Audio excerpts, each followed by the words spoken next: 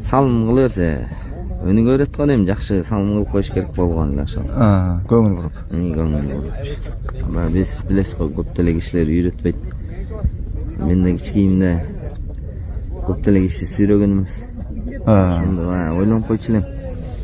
Кийин бир колдон келип калса ушу жаштарга бир жардам берип кетейин деп, может ошо алатылам ошо. Ниетти туура коюп берип атам. 2-3 жылдан бери ушу жаштарга салым кошуп келатам эми.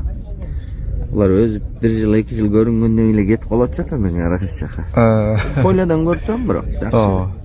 Үйрөткөн малдардын көбү үй жакта чабып атат азыр. Ооба да. Булардан деле бир 2-3 чыгат болуш керек.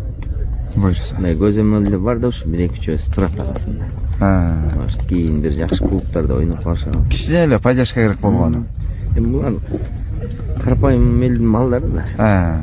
Буларга жардам берип койсоң, жолун көргөзүп койсоң, кийин айда жүрүшөт да ошол экелер салым кошуп кеткиле. Ошондой идеяңыз ушу жаштарга жардам берип коюң.